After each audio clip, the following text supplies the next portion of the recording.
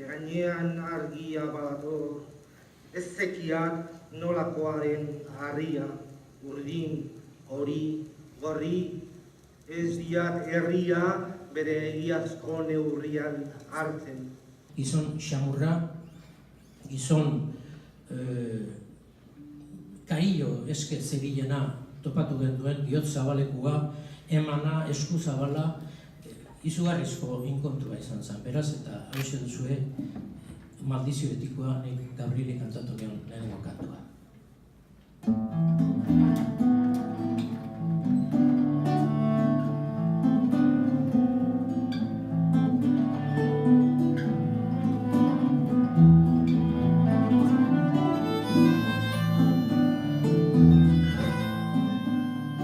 Eta horrezoetxik antolatu dugu, hau. Bestea, nik esango nuke ez horren beste, aresti bera modu akademiko batean aztertzeko. Espada aresti bera, pertsona gisa, lagun gisa, ezagutu zutenen artean lekukotzak eta abarrekoa jasoz, arestik zer nolako lana, zer nolako eragina izan zuen. Ez bakarrik esan dudan bezalaxe letra idatzian, espada musikan, espada antzerkian, espada bestelako arte, esango nuke, eszenikoetan eta plastikoetan ere bai.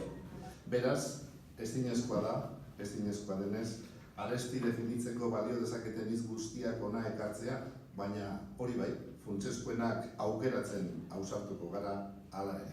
Justizia sozial, politiko eta ekonomiko guztien kontra idatzi zuen, eta gorputz eta arima eman zion euskara batuari.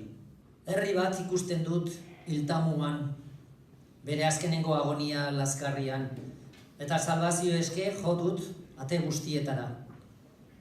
Espain artean hartzen diat lehengo eta oraingo herriaren kantua. Erori gabeko harria, ongi labratua, maizu trebe, txit, trebe eta bil batek landua, oinarri, gintzarri, zimentarria.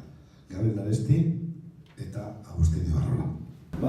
Aurreko ondorioa da, ez dala izan euskara alegia gaztelaniak agintze zuen mundu batetik euskara erabiltzera asatze hori, ez da bai izango da mirakulu bat bezala, ez kriskitin bat eginda, batean danak aizeketa izan dela, gaztelania euskarri bezala hartuta, gogoratu, nik uste tokarzkoa harri eta herri, aterazara euskara zerterati eta zen.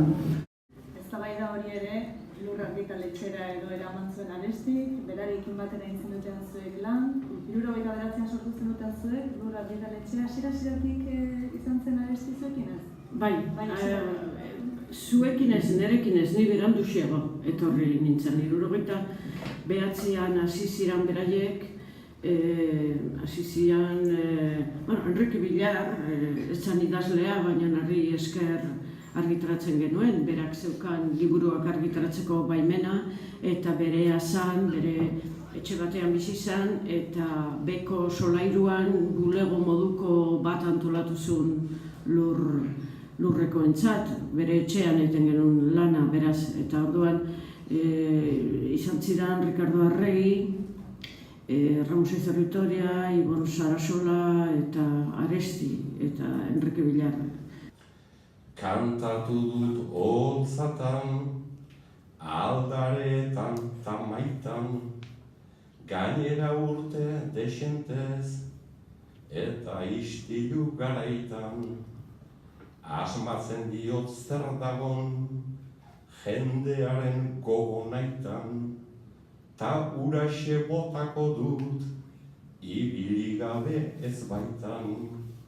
Bersolariak ziurra, behar du nun nahi noiz nahitan, jakin baleki bezala, aritu milaka gaitan, baina ohera sartzean, entzule neu nolabaitan, gehiegitan sentitzen naiz, atzerriko nere baitan.